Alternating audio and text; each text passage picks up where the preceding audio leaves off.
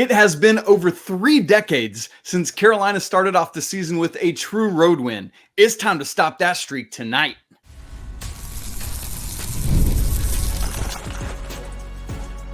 You are Locked On Tar Heels, your daily podcast on the UNC Tar Heels. Part of the Locked On Podcast Network, your team every day.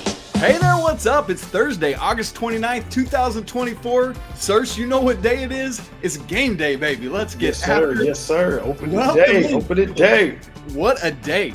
It just feels different, man. Welcome into the Locked On Tar Heels podcast, the only daily North Carolina show out there. I'm your host, Isaac Schade. We're joined today by our guy, Schade and Da'Norris Searcy, Tar Heel football legend, and he's going to be lending us all the insight today as we get ready for Carolina at Minnesota. And y'all, you're joining us at the place to get your Tar Heels content every single day. It's all part of the Locked On Podcast Network.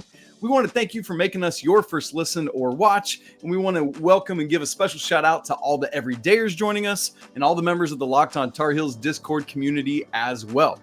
Today's episode is brought to you by 5 Hour Energy, which fixes tired fast. It's got zero sugar. I need that at 40 years old. It's convenient, portable size, and it's the perfect pick-me-up for getting stuff done. Go to 5hourenergy.com and use promo code LOCKEDONCFB to receive 20% off your order. The offer is only valid until September 30th on one order and can't be used with other promotions. So go to 5hourenergy.com today. All right, y'all, if you're new to us since last football season, here's how this goes when we're doing football previews. We'll start by talking big picture storylines, what we're watching for, what we're looking at. Segment 2, we're going to get into what we call W2, W4, the what to watch for. We've each got a couple things that we want to share with you that we're watching for. In the last segment, we will get into typically like the key matchup we're watching in the game. We will look at game predictions and anything else we just haven't been able to get to yet. Typically also we'll look at a shady stat of the game to be on the lookout for, not because it's like sketchy, but because of my last name. So there you go. That's what we're hitting today. Sirs, also, after this game tonight, I'm going to be hitting a live postcast. I know it's going to be late, but folks, night owls, I'm with you. We're going to do this thing and we're going to break it down, hopefully celebrating Carolina being 1-0. Yes, let's go. So, sirs, I said it in the open. Here it is. The Heels have not won a true road game to start the football season since 1992. That's 32 years ago. In that time, they've lost at Virginia Tech in 21, at Cal in 18, at South Carolina in 13, at Georgia Tech in 05, and at Oklahoma in 2001. There was a win in California in 93, but that was over USC in Anaheim, not on campus. So the last time Carolina won true road environment to start the season, September 5th of 1992, a 35-17 win over Wake Forest. Sirs, I know it's a very difficult thing to go on the road and get these wins. And I know, truthfully, they don't happen that often. That's another part of this. You know, a lot of times you're at home or at a neutral site. That said, how does Carolina have to go on the road, take the crowd out of it, and overcome this whole 3 decades worth of not winning on the road to start the season? Oh, man. First off, to not win on the road since 92 is insane. I was 4 years old in 92. So I didn't know anything about sports at 4 years old. The only athlete I think I knew at 4 years old was Deion Sanders. He was playing with the Falcons at the time, and that's all everybody in my household talked about was Deion. So for that to be a 3-decade-long win, we need this win, man. But in order to get a win on the road, especially against a Power 5 opponent, man, you got to be able to take the crowd out of it. One of the main things to take the crowd out of it is being able to run the ball and control the clock. So it's going to come down to who can dominate up front, who can control the line of scrimmage. Minnesota has brought back some pretty big boys on that O-line, but we got some big boys to go against them too on our D-line, and also that massive O-line we have as well should be able to push their D-line around as well. But it's going to be a tough physical matchup.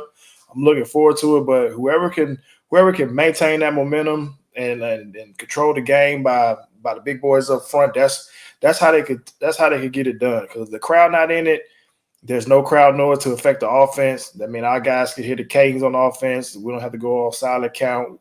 That's gonna be major because I know it's a home game, so the crowd's gonna be rowdy. It's opening day. Minnesota will come in ready, especially everybody seeing last week with Georgia Tech beating Florida State. So it's different. It's different. College football is different now. Like everybody has a chance this year, with the transfer portal and you bringing in guys to plug in major spots, guys with experience. You don't have to rely too much on true freshmen coming out of high school that still needs to learn and adjust. You could go, like I said, you go to the portal and get somebody that's seasoned that can come in and just play right away. So it's gonna be a tough matchup. I mean, I can't wait. I'm root for Carolina all day, but they're going into a tough environment. They got to be able to bring it. It's going to be very interesting. Now, we've got that 3-decade no winning streak, but Mack Brown, thankfully, has a different kind of number. Carolina, in season opening games against a power conference opponent since Coach Brown's first season in '88. Mack Brown is 8-2 in those games. Every other Carolina coach is 0-11. So, we do have that kind of number on our side. And so for everyone who's like, Mack's too old, get him out. Just slow your roll. Let's let this guy have his time, man. We love Mack Brown. Okay, so Searcy, you talked about all that newness, and that plays a very specific role in this game. Let me lay out what I mean. Both teams are coming into this game with a new quarterback. For Carolina, we still don't, frankly, know whether it's going to be Max Johnson or Conner Harrell getting the first snap and the majority of the snaps, but we'll find out. For Minnesota, it's Max Brosmer, who comes in from New Hampshire, had a very successful career there, led FCS in passing yards per game and total offense per game last year. Both teams have a new defensive coordinator this year. Obviously, Geoff Collins for Carolina, Corey Heatherman for Minnesota. Both teams have just a second-year offensive coordinator. Chip Lindsey, obviously, for us, Greg Harbaugh for Minnesota. And neither team has the depth chart released because that's what Fleck doesn't do. He doesn't release a depth chart. So all the newness we already talked about, plus this with both personnel and coaching and depth chart, Searcy, is it a situation of whichever of these teams can manage the newness of the season and the newness of personnel and coaches, whoever manages that better wins? Is that part of the way this game goes?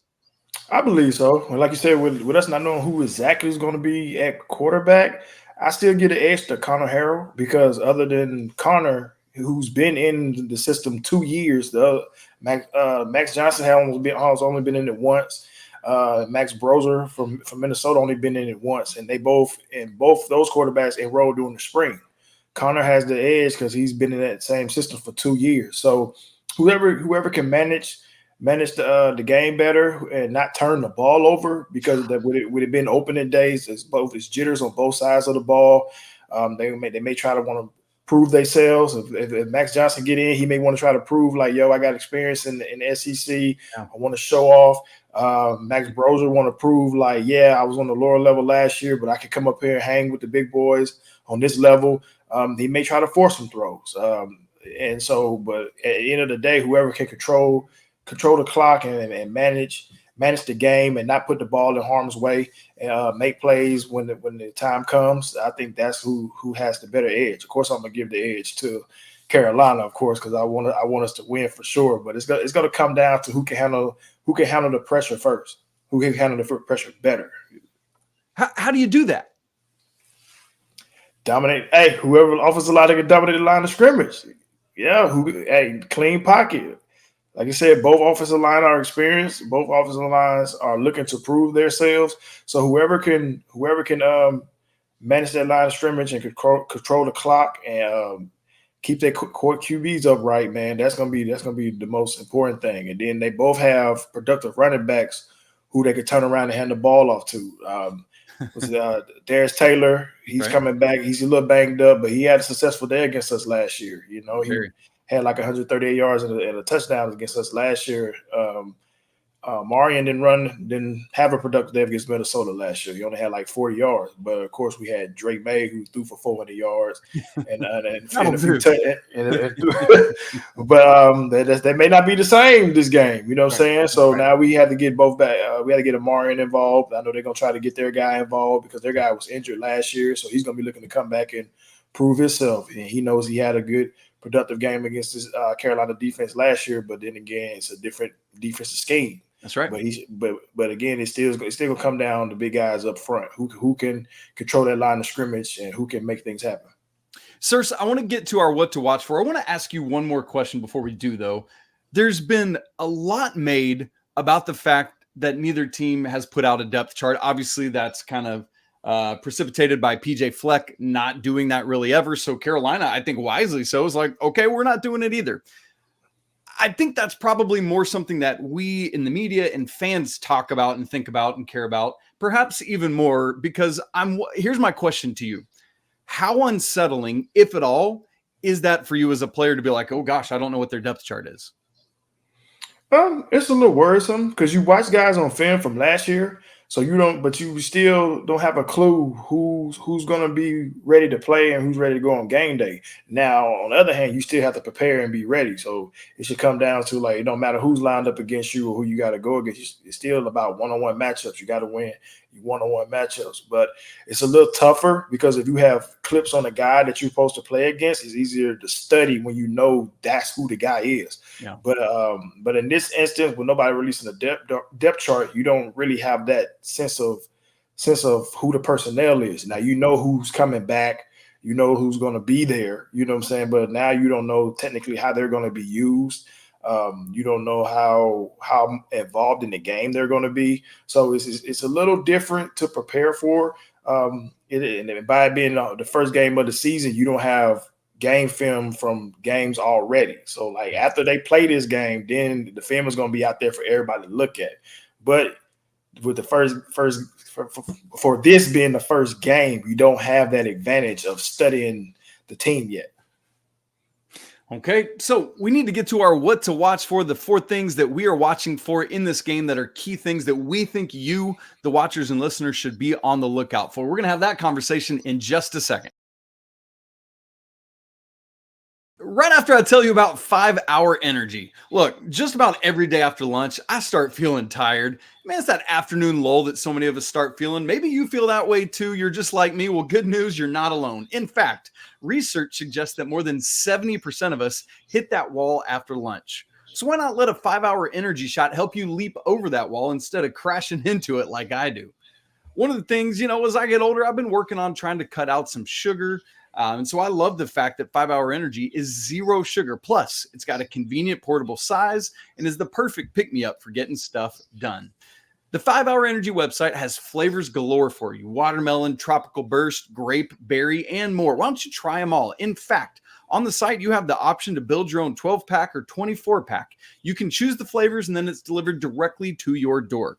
Just go to 5-Hour Energy, the number 5, not spelled out, .com, and get some 5-Hour Energy product today. You can use my promo code LOCKEDONCFB to receive 20% off your order. That offer is only valid until September 30th on one order and can't be used with other promotions, and the code doesn't work on subscription orders. So go to 5hourenergy.com today.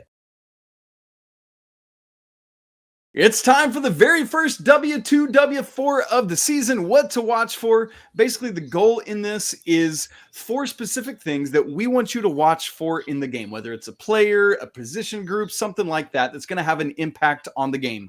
We want to use this moment to help make you a smarter college football viewer. And where better to get ideas on that from than somebody that's literally been in the midst of it. So, Searcy, as you look at this thing, what are 4 things that you have that you think folks should be on the lookout for tonight?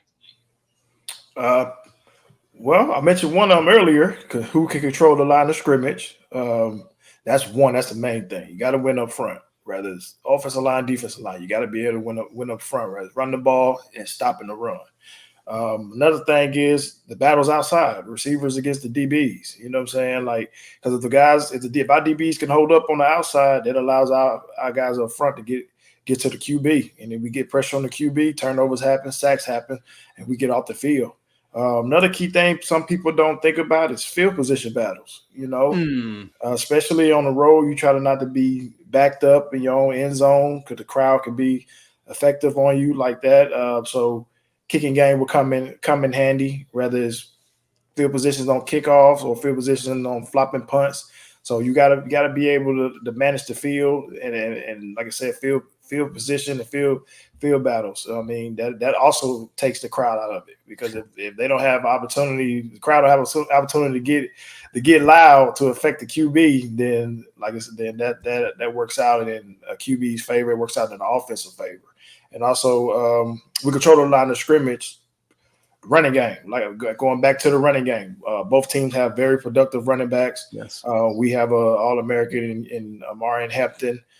They have a good running back also, and Darius Taylor, who's looking to bounce back and prove himself. So whoever running back can be more effective, that's going to be big. And like I mentioned earlier, Omarion only had like 40 yards against Minnesota, so I bet he's last year. So I bet he's chopping at the bit for redemption against them. And Darius Taylor has already proven he can run on the defense. Right. So he's looking to capitalize on what he did last year to improve in that stat area as well. So when it comes down to who can run the ball and who can stop the run. Let me ask you about both of these guys a little bit, Searcy, because I'm wondering, with Taylor, you mentioned his injury earlier. He's got some sort of hamstring something going on. And part of the wondering, I think, for some people is when you got to be able to make quick cuts, when you got to be able to stop and move and change and go, how hard is it with a hamstring injury when you're dealing with that? And I know there's degrees of hamstring injury, but just kind of try to take us inside the psyche of somebody who's dealing with that. As a former player who had problems with hamstrings before, it's tough when you're looking for that extra gear, the extra burst. And it grabs on you a little bit, it just slow you down a little bit. You're not as effective. One, you may be worried about if I make this move or if I try to outrun this defender or get the extra yard, you can risk injuring yourself further. So it plays a key role. You're not technically the same. So it plays a key. It plays a key in your decision making. So and it also by him being the best back, it may hinders the offense a little bit. You can't use him as much in the passing game because if he has to run for long periods of time, it could come back to bite him. He could injure himself even more. I know me personally being a defensive back and having hamstrings. Oh yeah, when you have to run with receivers up and down the field, man. It's tough. Good. Oh my God, it's well, it's a cry for help sometimes, for sure. Honestly, like, hey, I need help over the top. Come on, absolutely, man. Especially if you got a speed receiver, you got to run with him all day. Yes, the track meet receivers, man, those are the worst. Hey, somebody, Tyreek's over here. Come on, help me. So you talked about this earlier. Like last year, Taylor was only able to play 6 games in his freshman season. And now look, was very productive, had 190 or more rushing yards in 3 of those 6 games. Now, to be fair, those 6 games were against Eastern Michigan, Northwestern, and Bowling Green. So not exactly the stoutest defenses you could ever imagine, but still racking up 190 rushing yards or more is a big time thing. So Carolina has got to be ready for this. As you said, was productive against us last year. I want to flip it over to our side of it because I also wanted to ask you about Omarion. I know we're all expecting him to be the bell cow this year, to have to take on a heavy load for the Tar Heels with, just not knowing what we're going to get out of the air. Because it's like, yeah, you want to win this game, but man, there's a whole season ahead and conference games ahead and all that. What in your mind is a healthy, balanced load of number of carries you'd like to see out of Omarion tonight? Not sure. I've been in the ballpark of like 20, 25 touches. Rather, it could be a combination of running and catching out of the backfield because he has shown to have productive hands in the passing game as well. So, but like you said, he's a vital part of the offense. He's that bell cow back, but he also has the speed to outrun defenders when you get out in the open. So you don't want to burn him out, but you got to be able to utilize him and controlling that line of scrimmage with him and those big boys up front. So, like I said, dominate line of scrimmage and being able to control that clock. And like I said, the more you can run the ball, you can take the crowd out of the game. And then if he's having a day, hey man, keep feeding him. If he's grinding out 5-6 yards a pop, and then he end up busting one a few times here and there, then it works in favor of UNC for sure. So, but like you said, it's a long season, it's a grind. You don't want to wear him out. But if he's having that type of production where you could keep feeding him, and he's the type of guy that gets stronger as the game goes on. Yeah. So like guys will be willing to hit him in the first and second quarter, but when they get down to the third and fourth, he's still getting stronger as he continues to play. And by the fourth quarter, those guys typically make business decisions then because you get tired of tackling a running back of built and that statue once the fourth quarter hit. And the good news is behind him, we've got Darwin Barlow, the transfer, who's essentially a very similar type of runner, and freshman Bullet Gauss, who we think is going to do some great things for Carolina. So that backfield has got some other dudes in it as well. One other thing I wanted to ask you, Searcy, about your what to watch for stuff. You talked about these outside matchups. One of the bummers last year was that Boykins injury right out of the gate, meaning that Elijah Huzzie had to leave his spot outside on the corner and move to a different secondary spot. How big a deal do you think it is this year, Huzzie being able to be back at that cornerback position? Oh, it's a major deal because Huzzie was one of our very productive DBs last year. And Minnesota's bringing back a guy who had like 831 receiving yards and 8 touchdowns. So with Huzzie being our best option at corner, we're gonna need him to match up against the top guys that we face up week in and week out. He's a guy that's shown that he could do it, and I believe if he just lined up outside and just playing corner, I mean, even though he was productive inside as a star, his main niche and his major strength is playing outside. So we're gonna need Huzzie to match up with those key guys. If he's able to take away the QB's number one option, then that's big because sometimes it makes the QB hold the ball more, and that allows for more opportunities for sacks. Love that. And obviously we're looking forward to see what Marcus Allen can do on the other side of the field, mirroring our guy Huzzie over there. Speaking of guys that have transferred up from the FCS level and shown that they belong, like Minnesota's quarterback, Huzzie is obviously one of those. Searcy, really quick, let me rattle off my what to watch for, and then we'll keep going on. I'll see if you got any responses to these. Number one for me, can Conner Harrell or Max Johnson, whoever it is, do enough through the air to keep the Minnesota defense honest? Because we know they're going to be keyed up to try to stop Omarion Hampton. So we're trying to watch what that balance is. We knew what we had with Drake Maye, and we knew it was more the other way. Can Omarion Hampton and the offensive line do enough to take all the pressure off of Drake Maye? Number two for me, speaking of Carolina through the air, what wide receiver is going to emerge as the dude? Last year in this game, it was Nate McCullum who went wacky and wild. I think it was 15 for 165, if I remember correctly. Obviously, there's the Nesbitt and the Copenhaver of it all. The tight ends are going to be great. You got a deep stable of wide receivers. It's just who's going to emerge and who's going to be that deep field threat. I'm watching out for that. Number three, what does the Geoff Collins defense look like? We all know, and I know it pains Searcy as a Carolina defensive player, that the defense just has not been able to do it at the level they want to the last several years under Coach Chizik, unfortunately. Game one last year against South Carolina, they looked like they were going to set the world on fire, and then it just didn't happen at the same level the rest of the season. So I'm really excited to see what this defense looks like. You talked about the defensive line up front, need a lot from them, and there's a lot of possibility there, man. Cannot wait for the Butcher to start carving dudes up. Absolutely. And then finally, in the what to watch for me, kind of flip of the Carolina side, what will Minnesota be able to do through the air? Last year, their success was on the ground in this game. Only had 133 passing yards last year.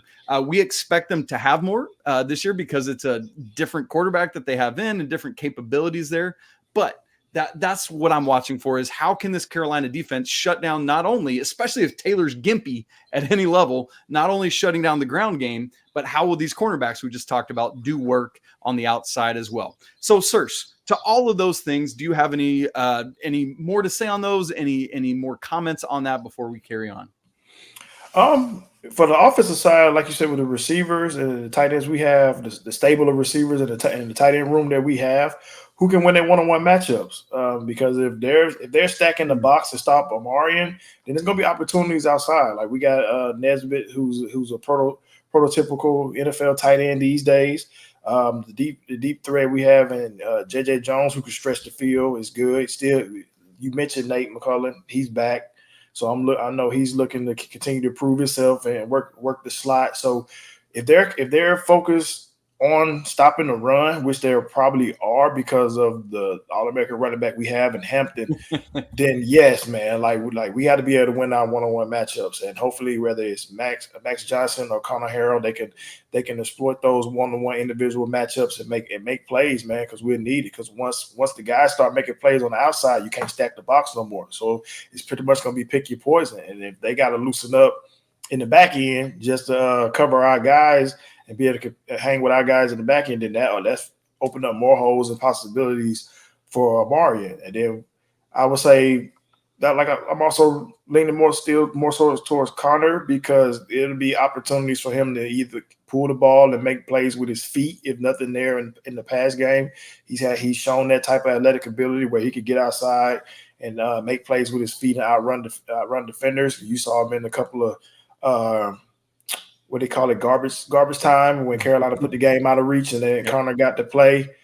He was able to showcase what he could do. I think he had can't remember exactly who they was playing, but he had like a 50-yard scramble for a touchdown. Like, he went down the sideline, couldn't nobody catch him. So he's shown the ability to make moves and make plays with his feet, if nothing there in the passing game. So yes, one-on-one matchups for sure in that receiver room. And then for the flip side with our DBs, if we can hold up on the outside against their receivers, man, that we have too many guys up front who could get out after the quarterback. You mentioned the Butcher, Desmond, and it's time for Des to go nuts, man. It's time for him to get absolutely. They got because you can't keep sliding even though Butcher's going to get his.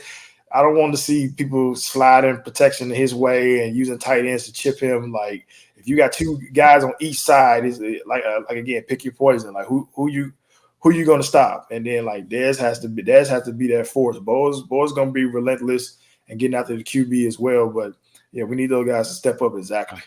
Yeah, man, it's going to be a lot of fun to watch. All right, gang, here's the deal. We need to talk about our key matchup that we have in this game. I'm going to give you the game details to get you ready for all that. And of course, we got to make predictions. You probably know which way we're going, but hey, we still got to do it to get you all sorts of ready. And we'll do that coming up in just a second.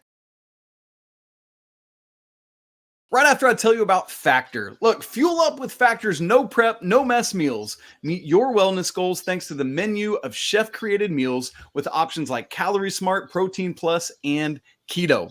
Factor's fresh, never frozen meals are dietitian approved and ready to eat in just 2 minutes. So no matter how busy you are, you'll always have time to enjoy nutritious, great tasting meals. So why not make today the day you kickstart a new healthy routine? What are you waiting for? Because with over 35 different meals and more than 60 add-ons to choose from every week, you're always going to have new flavors to explore. Treat yourself to restaurant quality meals that feature premium ingredients like a filet, shrimp, blackened salmon. Head to factormeals.com/lockedoncollege50 and use code lockedoncollege50 to get 50% off your first box plus 20% off next month. Again, that's code lockedoncollege50 at factormeals.com/lockedoncollege50 to get 20% off, 50% off your first box plus 20% off your next month while your subscription is active. This episode is also brought to you by our good friends at FanDuel. Look, you've heard me talk about FanDuel all summer long. It's America's #1 sportsbook. And usually I've been filling you in on a boost or a bonus you can get every day from FanDuel. Well, now got a little something different for you this fall. Right now, through September 22nd, all FanDuel customers can bet $5 and get a 3-week free trial of NFL Sunday Ticket thanks to YouTube and YouTube TV. Then with the YouTube TV base plan, you'll be able to watch every regular season Sunday afternoon out-of-market game. All you need is a Google account and a current form of payment, and you can cancel anytime. The line for tonight's game, Carolina now is actually favored by 1.5 over Minnesota. If you want to get in on that action or anything else, visit fanduel.com/lockedon to download America's #1 sportsbook. Isaac, Schade, Da'Norris Searcy getting you ready for the Carolina season opening football game tonight at Minnesota. We'll give you all the game details coming up in just a second. But before we get to that, Searcy, I want to share something kind of similar to our what to watch for. But man, if you're watching for one specific key matchup in this game, what is it for you?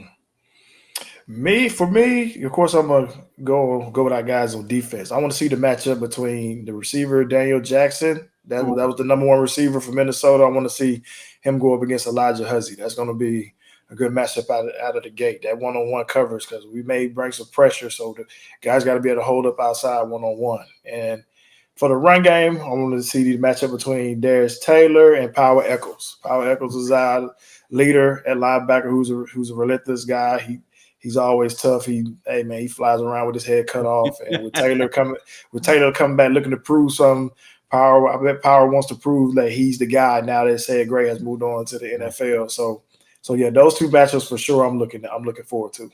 I love that. For me, I'm actually going to go with a position group matchup, and it's the Carolina offensive line against the Minnesota defensive line. And the reason for this for me is kind of twofold. Number one, this offseason, the offensive line, which is going to be revamped outside of Willie Lampkin, he's the lone returning main contributor. And I feel like they've been the most questioned because they're the most question marks. It's the most uncertain position, but it's got to hold up this offensive line unit because it's got to clear space for the running backs to be able to have these holes to get through. And it's also got to give Conner Harrell or Max Johnson time to do what they need to do. As you talked about earlier, keeping that clean pocket, whatever it is, against what we expect to be a stout Minnesota defensive line. Carolina's got to win both trenches, but this is the one that I'm going to be looking at first. How will the new Carolina offensive line hold up against Minnesota's defensive line? All right, sirs, game details tonight, August 28th, Thursday, game time 8 Eastern, 7 Central at Huntington Bank Stadium. This game is going to be on national TV on Fox. As we said just a second ago, FanDuel has it. North Carolina -1.5. Minnesota was actually favored in this game by 2.5 for a good while. It's just recently flipped. Series record, these two teams have only ever played one time. That was last year in Kenan Stadium in Game 3. Tar Heels took care of work in that one. Obviously, both teams come into this game 0-0. Neither team played in week 0. So, again, the line -1.5. The over-under is set at just 50 points, 50.5 points. Da'Norris Searcy, how do you see this one playing out, brother? Of course, I'm going to say I'm seeing Carolina getting the win. I'm going to go with a score of 21-10 Carolina. But it's like I said, it's going to come down to, like you said, who can control that line of scrimmage, who can make the plays when they need to in their one-on-one matchups, and can Carolina defense get their hands on the ball and create some turnovers, man. Turnovers also help when you're on the road, man. Like I said, control that crowd and take them out of it, man. The turnovers is a major part of it. That's a great point. And I kind of love you giving what we as Carolina people would think of as a low score. We're so used to dropping 30 on the regular in recent years, thanks to the likes of Sam Howell and Drake Maye. And I think that's a real thing, right? Like I was thinking 27-20 was going to be my score for this game, Carolina. So winning and covering, but 27-20, it hits the under. So I'm going with Carolina to cover, but the game hits the under. And Serge, you're right there as well. And I think there's really something to that. Carolina cannot be a team this year that just wins by outscoring everyone. The defense, it's time to show up and show out. Absolutely. One last thing I want to say about week 1 in particular. Do not overreact to week 1, win, lose, or draw. Whatever happens, it's week 1. You never know what wacky kind of things could happen. There are a lot of weeks ahead for Carolina. Hopefully they win this thing and can take lots of great stuff away from it. But, Sir, just any final thoughts as you start to think about this game, the matchup, personnel, Coach Brown, anything at all? I just want us to come out as me again. I'm a defensive guy. So, like I said, it's time for the defense to step up. We gotta be consistent. We gotta be relentless and keeping pressure on the QB. We gotta be able to get our hands on the ball on the back end. Whether it's it can't just be linebackers all the time getting picks, even though it's interception, it still counts. But I like to see our defense. Get their hands on the ball and make plays, like turnover. Not only get the interception, but turn those into points ourselves. Like take someone back for touchdowns, man. Like get on the board that way. That's a big momentum change and a big momentum flip. So, like I said, it's time for those guys to step up and be ready, man. Hopefully, Marcus Allen knows the challenge ahead of him, Because if Huzzy is on top of his game this season, they're going to be coming Marcus' way. So that'll give Marcus a lot of opportunities to show what he could do, and he could be just as productive. I mean, he's long, he has the athletic ability, he could run. So yes, it's time. I can't wait to see what our guys are ready to do, man. It's going to be great. That's a great point. Yes, I think Marcus is going to get targeted a lot because ain't nobody trying to go over to Huzzy, man. That's a good word. Y'all, it's almost time. We're finally going to see this Geoff Collins defense. We're finally going to figure out what Mac Brown's been keeping up his sleeve at the quarterback position. It's going to be a great day, a great night. Make sure that if you are not part of the Locked On Tar Heels Discord channel, that you come join us. We already have a live game thread open. We're already talking in there. We'll be live during the game. Come and join us. If you haven't subscribed to this show on video and audio, make sure you do that so you don't miss a second. Hit that bell notification so that when I go live tonight after the game, you get notified, hey, Isaac's going live, and you can tap right in. Also, if you haven't yet joined the brand new Locked On Tar Heels Insider program, where you can text directly with me, you can have access to all of my spreadsheets, all my stats, all my data free as part of this. It's brand new. It's easy to join. You get a free 4 months for checking it out if you're one of the first 23 people. And even after that, it's only $5 a month. Very easy. It's like a great way to support the show.